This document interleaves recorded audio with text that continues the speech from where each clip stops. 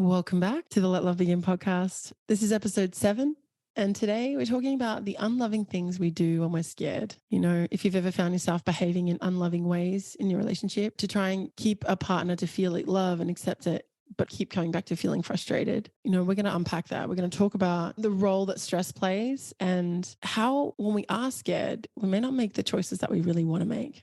Today, I'm speaking with Dr. Erica Goodstone, a healing through love mentor, helping people heal their bodies and their relationships through love. Today, we discuss what love is and what love isn't, so that we can begin to trust our sense of what we truly desire and ultimately behave in ways that attract it. We are only in control of ourselves. Please listen to this episode, take what works for you, and leave the rest. This is Let Love Begin, a podcast for the recovering brokenhearted, ready to heal and reclaim their enthusiasm. So what we are talking about today is the unloving things we do in the name of love. So And there are so many. There are so many. So let's get into it. Before we get started, let's define what is love.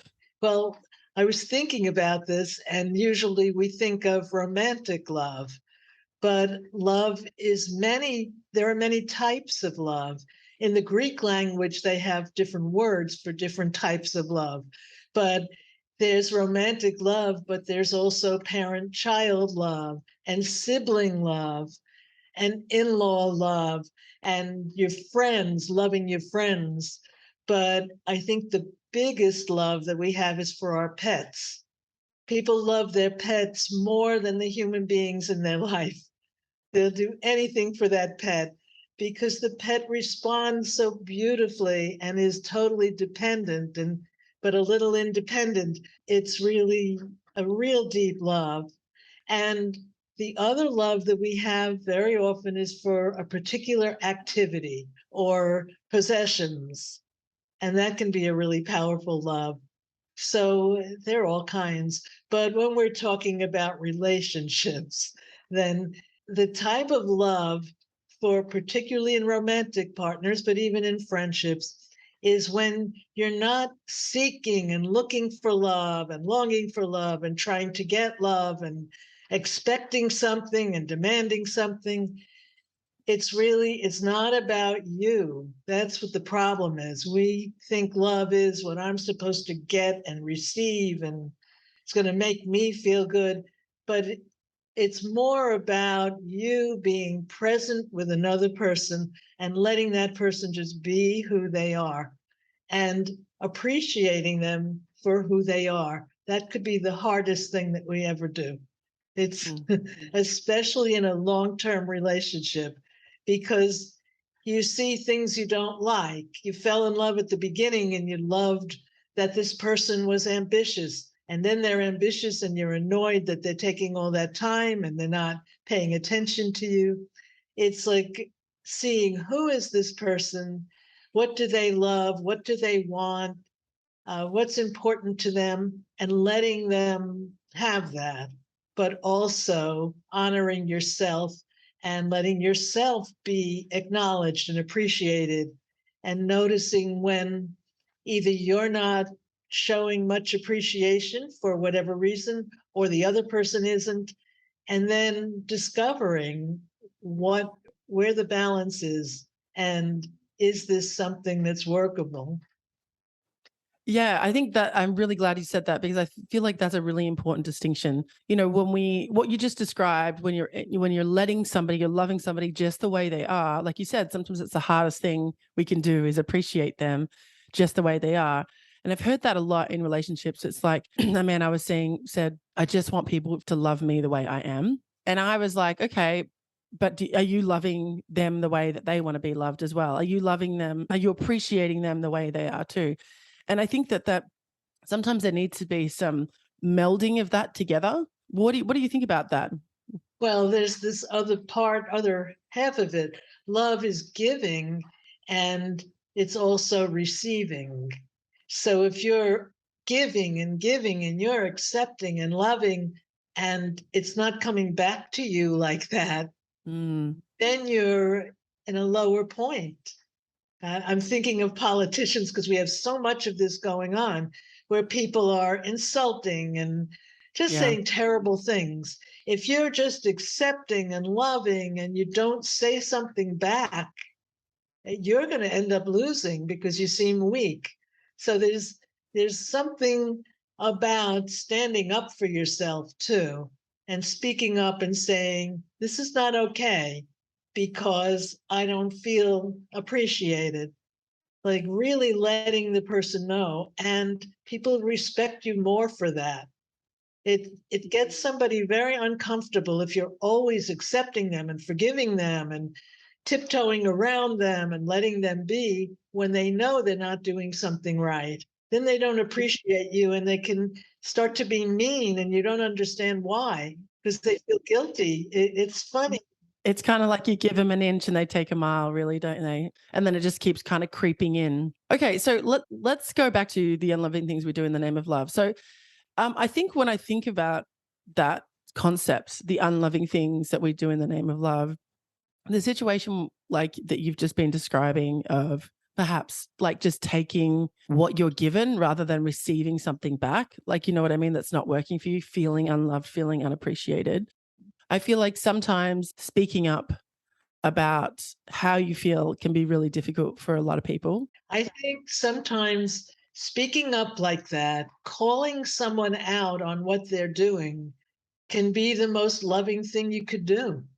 Because when you really value yourself and you understand what love is and what it's not, then you realize I can teach this other person. I have value and I see things that they may not realize they're doing that in the end is hurting them. It's not only hurting me, but it's going to hurt the next person they're with. It'll taint their relationships. I can help that person by speaking up. I feel like that's an interesting observation because the person receiving it needs to be the kind of person that can receive that. Because I think a lot of people, when they get that kind of feedback, may not take it well. And that might be for a myriad of reasons, like the way it's delivered. It's speaking up, but I mean, that takes a lot of practice. And when you're not used to it, you do it in a clumsy way. So it comes across judgmental and critical. And so that's where counseling or therapy can help. If a couple goes for counseling and then in front of another person, hopefully neutral therapist, they can say it and then the therapist can point out, you said that in a really judgmental way. Can you say it another way? Or you can both do that with each other. But that's where it takes really communicating. But the main thing to communicate is I love you and I accept you the way you are. And there's a couple of things that I wish you would do differently, rather than you always do this wrong and you just forget about all the things that are good. Let's talk about some examples of behaviors that we could do that could be considered unloving, but we think that they're loving. One of the first examples I thought of was a couple where they were having some problems and they were sleeping in a separate room. So the one who wanted to sleep in the separate room said, please don't come into my room. She wanted the privacy. And the other one just could not let that be. It was two women. She had to come into the room, and that made the first one feel so unsafe because she had set a boundary and it didn't have to be forever. It was a temporary boundary. They were going through problems, but the other one just kept saying, but I love you and I want to be with you and I want to touch you. But it's not about you. It's also about the other person and honoring their boundaries. So that's a huge one when you just cross over somebody's boundaries and pressure them in some way that they don't want to do. Another example is holiday gift giving. You buy these big, elaborate gifts, and maybe the other person can't afford to spend so much money on gifts, but it puts a pressure on them to spend money that they may not have to spend, or just makes them feel guilty, or makes them feel less, or makes them not appreciate your gift. And you say, why not? I have all this money. I'm treating you so well. Why don't you appreciate it? But it's like making them feel less because you can give so much and they can't. So it comes back to wanting to give and receive. If you feel like I can't give and I have nothing to give, at first it might feel wonderful, but after a while you feel bad about yourself. Also, not everyone values gifts. Like for me, don't get me wrong, I like receiving gifts, but it's not on the top of my love. It's the bottom love language for me. Like you giving me time is much more valuable than you giving me a material possession. Is there something to be said for that? Like the way that we like to receive energy, I guess? The Love Languages, that book, a lot of clients lately have been quoting it. It really touched a core in a lot of people because some people, sometimes men, like to do something for you. Like my husband, when I need to buy a car, I need to handle something, he'll jump in and do it and handle it and make all the phone calls. He likes to do that, but he's not so good at getting a gift for an occasion. But he'll buy a gift when he sees something that he thinks is valuable. So I've learned over a long period of time to kind of accept that, to see where the love is and not expect it to be a certain way. So maybe someone else gives better gifts, but maybe they don't do some of the other things or wouldn't stand up for me the same way or whatever it is. So some of us like touch, but the other person may, for all kinds of reasons, they may have grown up in a family without a lot of touch, or there was abuse, or they were told they're a sissy if they want to touch. So there could be all kinds of reasons. So that's why it's so important to know who the other person is, know what their fears are, their dreams, their needs, their desires, know as much as you can know. And then you can forgive them for a lot of things when you know where it's coming from. But it's got to be a balance. You can only forgive so much because you have needs too. And you can't ignore your own needs and desires and dreams. If they're all squelched, you're not going to last. It's going to come out somehow. Yeah, it gets pushed down there and it comes out some other way, doesn't it? Let's talk about a few more examples of unloving behavior. You put pressure on somebody to prove that they love you. You keep on asking, do you love me? I love you so much. Don't you love me? Tell me you love me. And the person starts getting uncomfortable. Or you say loving words, but then you don't follow through. You say, would you like to go on a trip to this place? And then you don't make any plans and you don't go on the trip. You meant well in the moment. Or pressuring someone for sex. Like if someone's been abused and you don't understand that that person had a background of abuse and you're pressuring them and grabbing at them, it can be just horrible to the person. But even without abuse, if you're tired, you're working, you're not in the mood, a woman's given birth and she's taking care of one child or two children and cleaning the house and doing a lot of things and not in the mood. And if you're pressuring her to do things, you feel like, look, we're in a relationship, we're marriage or just a steady relationship. I'm entitled to this, but the other person has to feel like it. So I don't think anyone's entitled to sex, even if you're in a relationship. It's not like entitled, but the fact is that if you're in a relationship, where are you going to get the sexual intimacy if not from the person that you're with? So in that way, if you want to be in a relationship, this is part of it, but it has to be worked out so that both people feel appreciated, they feel the desire. And consent, of course. And it's not just with sex, it's also with time. You feel like a loving relationship, we'd spend more time together. But this person's working hard and they're traveling and whatever, they've got a lot of business stuff, a lot of friends, they have a lot going on, and you liked that about the person when you met them. But then when you're in the relationship, you don't like it so much. So, in other words, not having enough time for you can feel really unloving, even if they're spending the time on valuable things that help you. Like they're spending the time on business and making money with it, and they buy things for you, and you get a house, it can still feel unloving. That is a really great segue into my next question. What do you think about the statement, love someone how they want to be loved rather than how you want to be loved? That's huge because that's where so many problems come in. An example is a woman who's cooking for a guy, and the guy really doesn't care about that. He likes to just from his lifestyle, he likes to eat in restaurants and be a big shot and get a bottle of wine or whatever he does. And she's cooking for him, and then she gets mad at him. Look, I cooked all these meals, but he didn't care about that. Or a man spending money on a woman where she really would rather go to events. She likes ballet or theater or something, movies, and he's spending money on restaurants and she doesn't really like that. So that's why it comes down to know the other person, pay attention to what they want and like and desire. Also, know what you want, like, and desire, because a lot of times we get into a relationship and it's based on attraction and it's sexually exciting, but it's not somebody that matches us in a lot of ways. Like we might love sports events and they don't like that. They're into music and we're not. Or it could be things.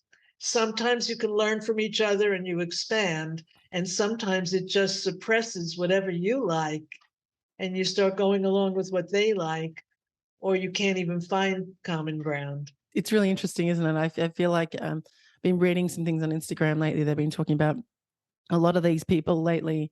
A lot of these people, like I'm not one of them. A lot of people lately have been, you know, like looking for the next thing rather than kind of sticking it out and putting effort into something. When it gets hard, just heading off and seeing what other options are out there. Well, Rather. it was never so easy. It used to be a lot easier for celebrities, for people, business people, mostly men who traveled. They had a lot more opportunities. People at an office, had lots of people there, but it just everybody didn't have that. Like I taught in an elementary school and then a high school, and there wasn't too much opportunity there. When I got to teaching in college, that was a little different. There was more social life. It changed. So if you're in theater there's different types of vocations where you have a lot of contacts and you do meet people. But nowadays it's changed because with the internet, everybody can find all kinds of people. You can make friends, you can go back and forth and say all kinds of things and make an appointment to meet. And you learn a lot about each other, and they can seem so much better than whoever you're with. There's a cute song about that. I forget the name of the song, but this couple goes on some kind of match thing, and I like pina coladas, Oh yeah. and do you like pina coladas? And it turns out it's his own girlfriend, and they meet each other. But it sounded so exciting with the other person because there were things they weren't sharing with their partner, Mm, and they were looking for someone else to share it with. yeah. That's Yeah, I think that, well, I think there's a vulnerability in sharing with your partner or anyone really. Like one of the things I've noticed as I've become an adult is a lot of people that I know, this is a personal story, like they don't share who they really are with their parents. So I think they hide certain parts of themselves from their parents. So I made a very conscious decision when I saw that happening with a lot of my friends. I was like, your mother I mean, I didn't say this to them, but I was like, your mother, particularly your parents, they don't actually know who you are. They don't actually know who you are as an adult. They have a version of you.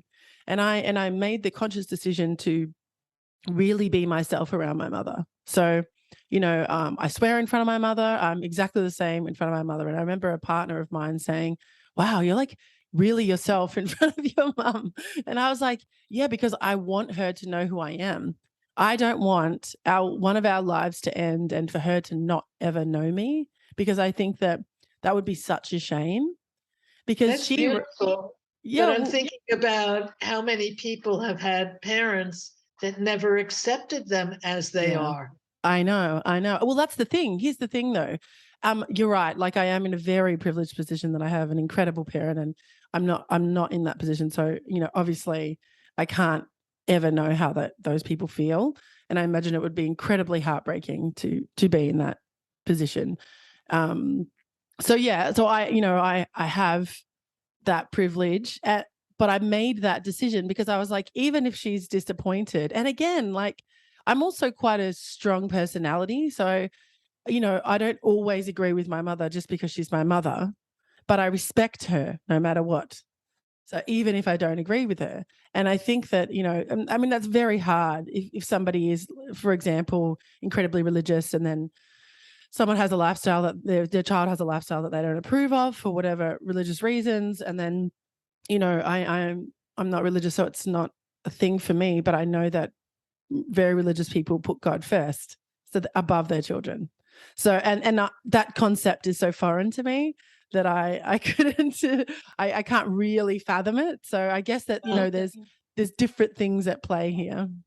but somebody once said that if you think you have it all together, say you've gone for therapy and you think you're doing great and you're in a relationship that seems okay, they said, go home for Thanksgiving dinner. Yeah.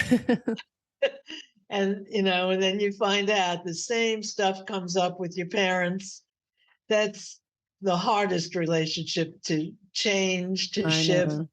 I know. But if you can speak up to your parents and say the truth of Mm, whatever is going on for you and how you feel, it frees you up to be able to do that with anybody. But mm. if you can't do with your parents, sometimes parents are so set and Yes, you're that's not going very to true. change them at this point Yes. for whatever reason, you can speak up with your partner. And if your Mm, partner doesn't allow that, if you have to walk around on tiptoes, then go for some counseling, get some help to strengthen you. mm, Counseling's not this terrible thing. It's a place for you to talk about whatever bothers you, whatever's going on, what's good about you, what isn't, and to have somebody that supports you, who believes in your value and helps you to believe in your own value. mm. That's what works in a relationship. That's what's sexy. It's confidence. It's knowing I'm valuable, knowing you're lucky to be with me and that I'm a gift. And Rather, also, I'm lucky to be with you. I well, I think, was just going to say, yeah. rather than I'm so lucky to be with you and I'm not important. You Right. can add that I'm lucky to be with you, but you have to also know I'm important and valuable. Yeah. And you're lucky to have me. That's the part that a lot of people forget for a while. They Mm, get into this relationship with somebody who's not giving them what they need, who promises, who breaks dates, who breaks their heart, whatever it is. And you start like reaching out and trying to be something you're not. And the best thing you can be is yourself. And if that person can't accept you, there's so many other people that can. It's mm, yeah.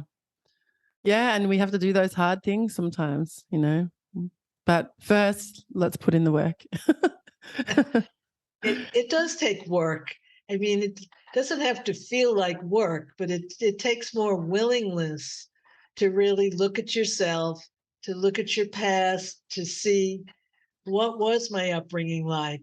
Like I was suppressed. My father used to say, children should be seen and not heard. I've heard that a Came lot. from Yeah. Jerusalem a long time ago, and he had really, you know, authoritarian way of looking at things. But he was very Mm, loving too. But that did not help me to be outspoken and confident. mm. Yeah. Yeah. I think, one of the things that really helped me, my dad wasn't very present in my life. Well, really at all.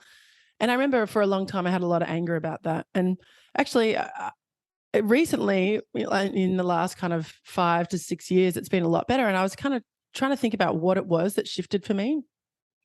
And I remember talking to my mother, and she said, Talia, he was abused when he was a child. he was doing the best he could. He was loving you the best way he knew how with the tools that he had, because he wasn't That abusive is or what anything. everybody's doing. Yeah, but We that don't really get it. helped me hearing that, because I didn't really know him. And so hearing my mother say that about him, and I have to say, like, she's such an incredible person. She never ever said a bad word about him, even though he was incredibly unhelpful for her and not a present parent at all. But she never paid him out, and her saying that to me really shifted that for me somehow. You know how when you hear the right thing at the right time, and I think that really shifted my perspective. And instead of being angry at him, I was like, oh, okay, like he really was doing the best he could.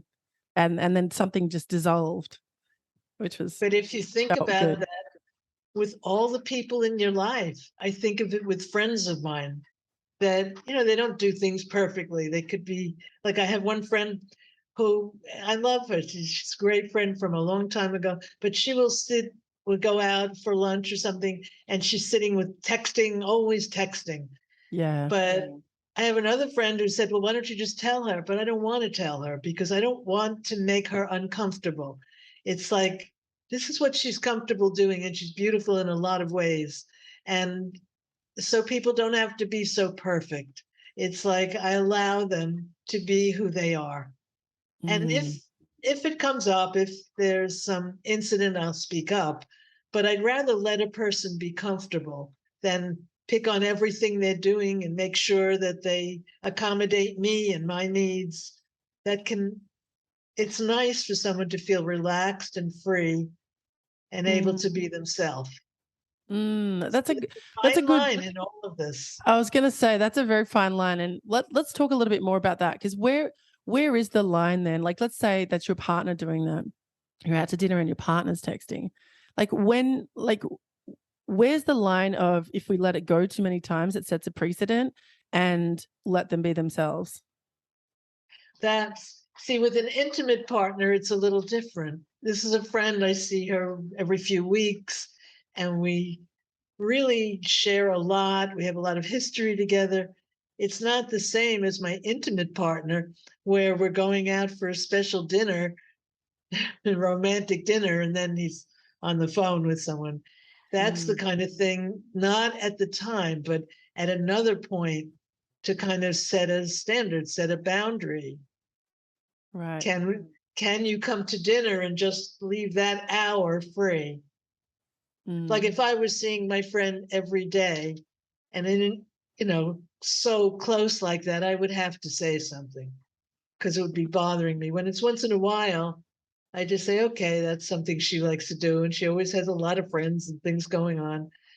So you do have to figure out, if you're in an intimate partnership, you do make more demands because what they do is directly affecting you and mm, how you feel and how you're responding. So there's a fine line. But if you're criticizing and everybody has to live up to your standard, they're not comfortable around you. I know some people like that I'm not comfortable with them. I have to be careful. I have to always be positive. So if I have some negative stuff that's happened and I speak in my natural way, this person gets upset and says, well, be more positive. I don't like when you get negative like that. And it's like, it's a pressure and I can't just be myself. So interesting.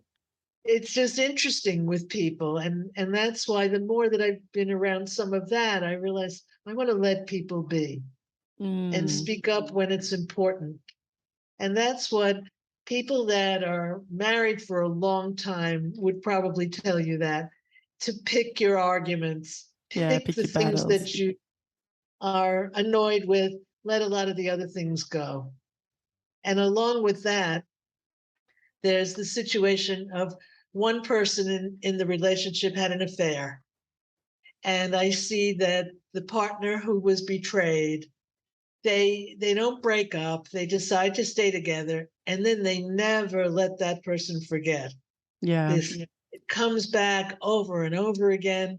Instead of, there's a certain amount of time, it does take a very long time to heal from that, but there's got to be some point where you say, but this person's really valuable, He did this thing. I didn't like it. It was very hurtful, but he's learned something and I've learned something and we've gotten closer.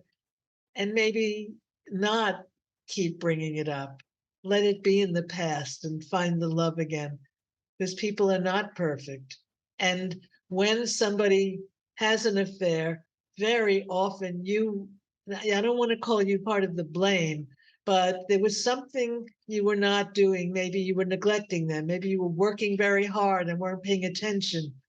So some people would speak up and tell you, I'm very bothered. Other people won't tell you. They'll feel bad. And then somebody else comes along and then they go and be with them. So we have different styles. So the more you can understand about the whole situation and yourself, the better your relationships can be. Mm. Yeah, it's complex, isn't it? Hence why we have so It many isn't simple. podcast episodes about it. That's why I find when sometimes love coaches, they give this simple formula and it's just not simple. Like like if the guy, it's a toxic relationship, if the guy has an alcohol problem, if the person had an affair, but it depends what your background is like. Maybe your father had affairs, so that's something you think is manly, even though you don't want to think that. That's the way you think. So it's part of your culture and part of it. You can, it's more complicated than you think, Yeah, to it's work very through it. complicated. And maybe that's the kind of man you're attracted to. So look at, why am I attracted to that? Mm, What is it about the person?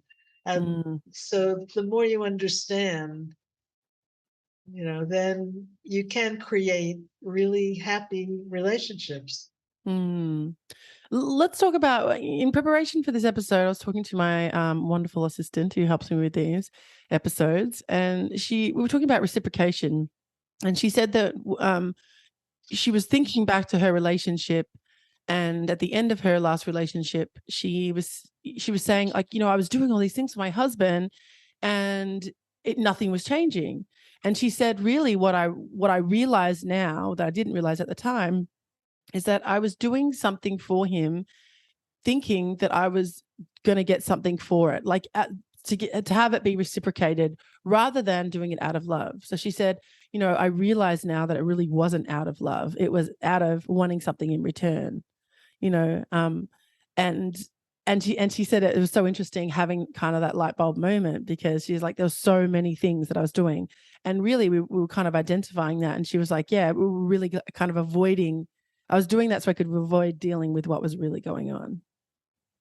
Let's talk a little bit about that. That's really common, to Yeah. give in order to get something, and the other person feels it. Yeah. You give a gift and you expect that they're going to reciprocate, and they may not think the same way.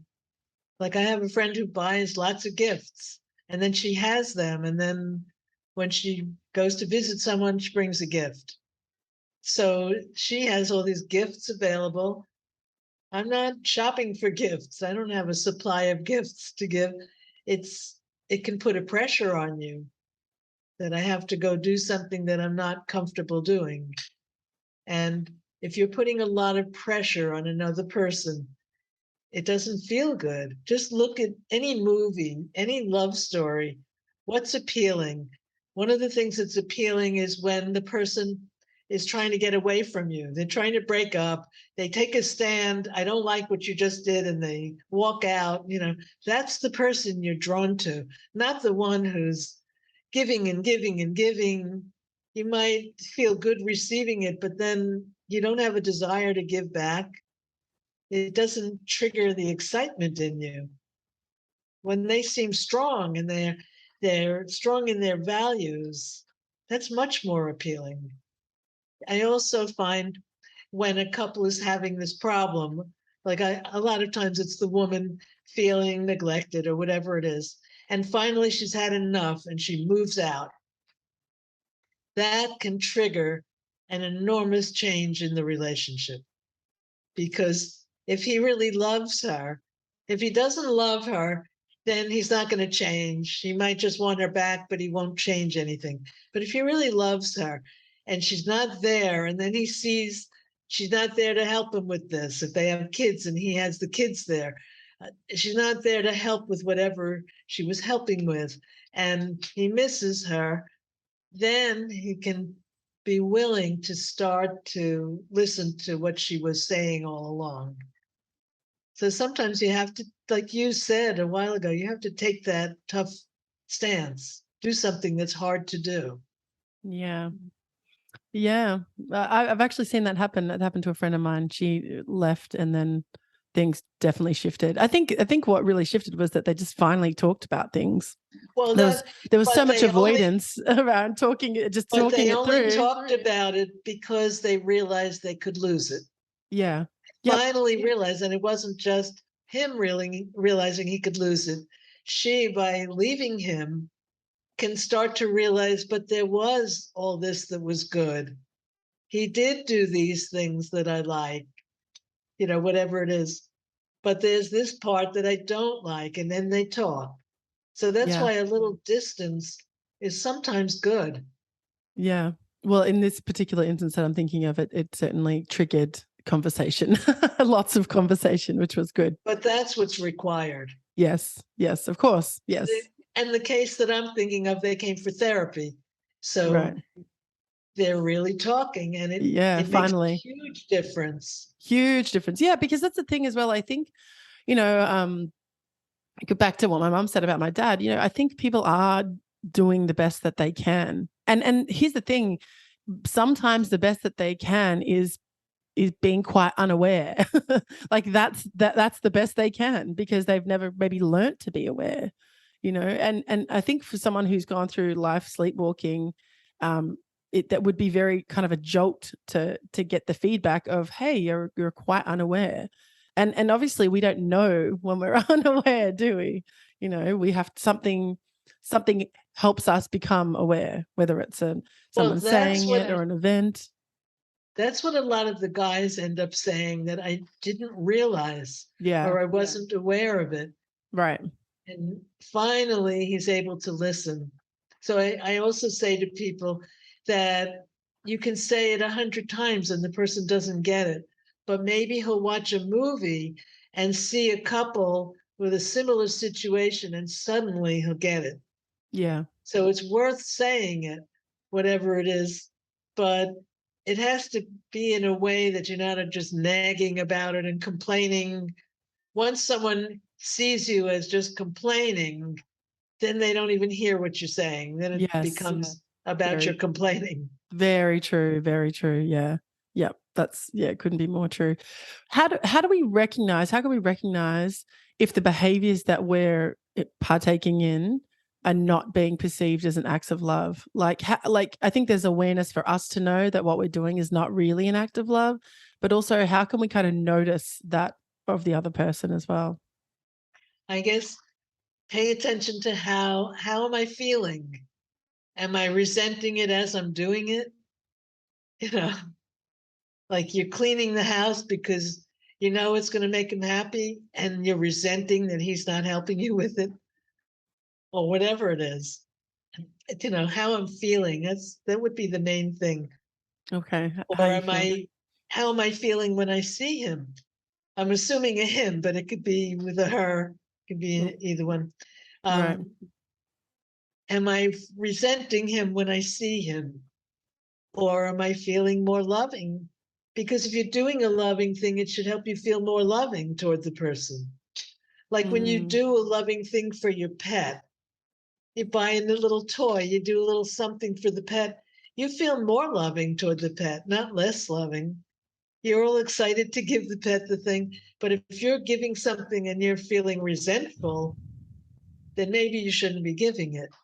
mm, But the other side of it is you could give with all the love and you feel so good, and that person just doesn't receive it well, just makes nothing of it, and you can be hurt. So that's where communication comes in. mm. Let's talk about how we would deliver that communication. Let's say that exact scenario that you just described happened. How would we deliver some communication if something wasn't received, or if if we felt kind of resentful while we were doing whatever it was we were Yeah, doing. I think it's got to be delicate. Like you start with whatever your sweet word is, honey, sweetie, whatever words you use. You know, I got this for you and I thought you would love it, but you don't seem to be liking it. Is something wrong? Did you want it? Did you not want it? Just saying it in not an accusatory tone. I think that's really important distinction. Very important. I Yeah. have an example of that. I bought a gift that I gave to a friend, and then I went to visit her and I didn't see it there. And so I knew I had to say something. So I just said, "Did you use this thing?" And she said, "No, it was something to grow something." And she said, "No, I'm not good at growing." So I gave it to somebody else. I felt really bad about that, but I didn't make a big deal out of it. But I did ask about it because I didn't want it to be something where I'm resenting Right. that I don't see it and it was hidden. What about in circumstances that aren't romantic with our family? What are some examples of um, unloving things we do that we think are out of love with our family? Well, I don't know if we think it's out of love, but comparing a child to other children, to their siblings, especially comparing them unfavorably to the other one. You know, the other one's doing much better and you're not. Why can't you be like that one? That kind of stuff. And you think you're helping the child to be more like that, but they're really feeling bad about themselves. So in Mm, the end, it's not loving. Or mm, you can be doubting someone's intentions. A child or someone does something and you interpret it as a bad intention when maybe it wasn't. Like they could feel really bad yeah, because you misunderstood them. yeah. And kids get imprinted so easily, don't they? These little memories that they Well, jolt you them have to just into. look at children like Uvalde, the Texas shooting in the elementary school. I just saw a child interviewed today, just briefly, and he said he was in the other room. He wasn't in that room, but he still hears the sound of gunshot. He's still Wow. frightened. And Of course, yeah. that was an extreme thing, but it's the same in a family. You Mm, hear your parent yelling, or you hear the parent insulting you or yeah. ignoring you. And as soon as you're with somebody that ignores you the same in a similar way to what your parent did or didn't do, you get triggered. Mm, All of us.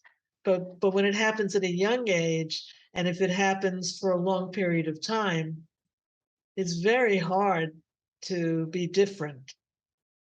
You you're just triggered by that, whatever that is, neglect, or doesn't have to be severe abuse. It can just be being suppressed, being neglected, being misunderstood, having boundaries crossed, mm, yeah. or always being told the negative, like you're never good enough. Right.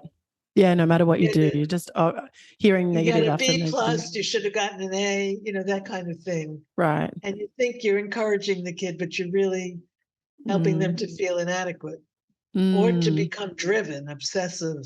mm.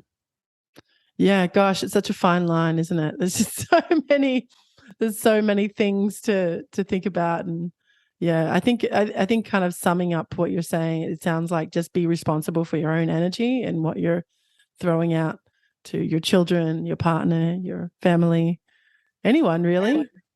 And also, I forgot about mentioning being defensive. When somebody critiques you, they tell you whatever it is that bothers them. Instead of immediately defending yourself, well, I didn't mean to do that. And I don't always do that. And you do this, that, and the other thing. Instead of getting defensive, take a breath and hear what the person's saying. Maybe there's some value in it. Maybe I am doing something. Maybe I Mm-hmm. am interrupting all the time, which bothers the other person. Mm-hmm. So also ask some questions of yourself and of the other person. Is it true that I'm doing that? Maybe you're not. So maybe Right. go check with other friends of yours, other people who know you, and ask Mm. them, do I always do this? Mm. That can give Mm. you some insight. Yeah. So Yeah, I think that's a great exercise. I just want to point out to anyone listening that for me, that kind of feedback really works from people I really, really trust and have a closeness with. Like, for example, my closest friends could tell me things about me that I would take very differently to someone who I didn't have that emotional closeness to. So I think you've really got to pick the people that you ask for feedback wisely. and also pick the time. If I'm not asking for feedback Right. and you suddenly come at me, you always do this and you do that, we're Yeah. not having a discussion about things like that. It can be a big affront. Yeah. But so you have to also ask, do you mind if I say it? Right. Get permission. Don't just Mm. criticize it. We Then could they have a all, then they have a moment to say no, thank you. No, there's thank a you. guy that I worked with who told me he went to like a finishing school. I've never heard of a man going to that. And I was so impressed because he had really nice manners. And I can imagine it really taught him ways to speak, ways to not speak. And we could all use that. Yes, I think that's really yeah, Just some lessons in etiquette, yeah, relationship etiquette, relationship etiquette. because that could make a huge difference. Even if you're telling someone, I have to break up with you can say it and do it in a way where they feel sad, but they feel valued. You know how wonderful they are, but you're in a different direction and you have different dreams or goals and you don't match. That's very different than just, you know, you don't do things the way I need someone to do it. Like you're not good enough. Mm, yeah. Yeah, it's the same thing but very different, isn't it? Received very differently. The Yeah. tone, I also think, like, if you do have an interaction like that where you do have to break up with someone, or you definitely know you're at the end of your journey together, I think it's also nice to leave on a nice note too. Leave a nice memory of that person.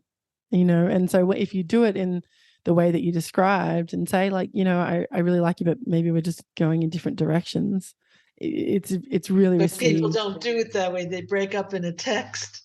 Yeah. They Yeah, or they break they up see in the a very person messy again, way. they have Yeah. sex, and then they don't call anymore. So they just you feel used and heard and confused. But of Yeah. course, you went into it. You didn't have to. If they Mm, come back like that, you don't have to let yourself go into it.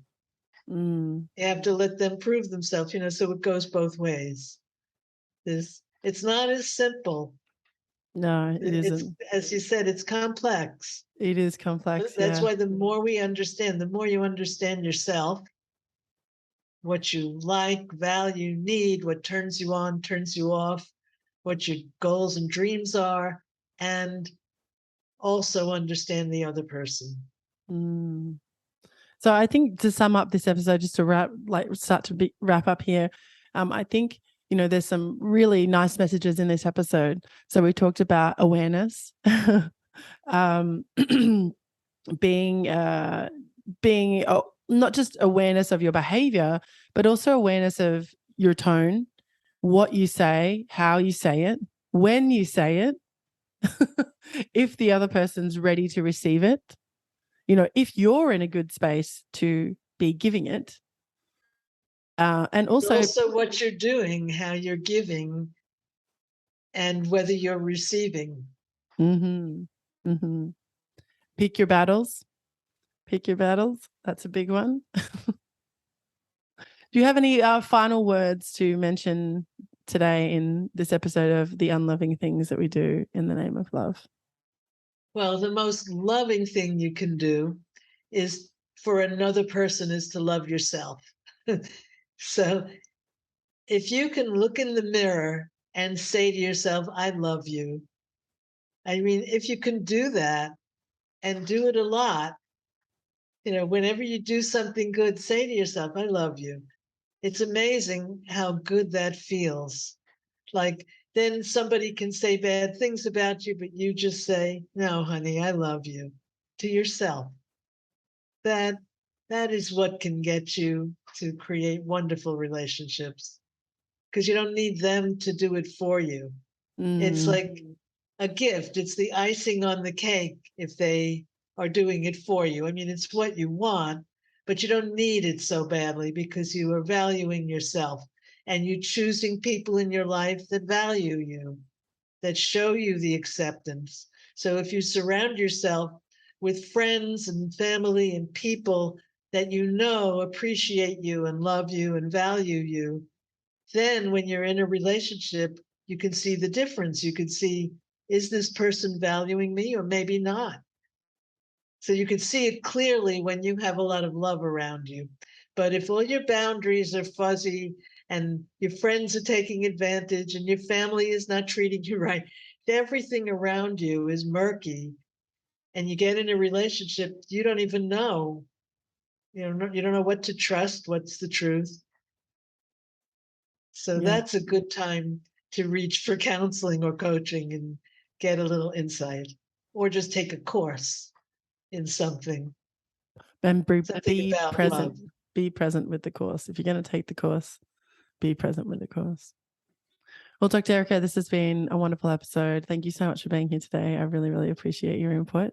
If people want to find out more about you, how can they do that?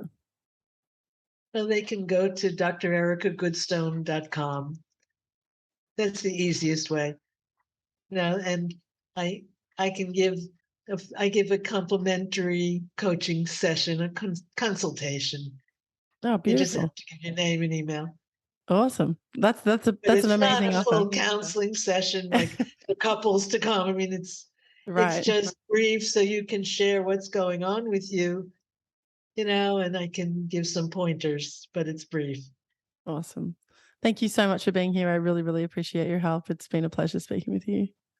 And you too. This podcast is a Rebel Love production. To find the links mentioned in this episode, go to rebellove.com/let love begin. Awesome. Thank you so much.